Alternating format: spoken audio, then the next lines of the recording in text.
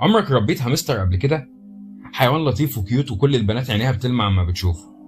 الغريب بقى ان الحيوان الحبوب ده بياكل عياله، ومش هو لوحده، في انواع كتير بتاكل عيالها. الظاهرة دي اسمها فيلينيال كانيباليزم.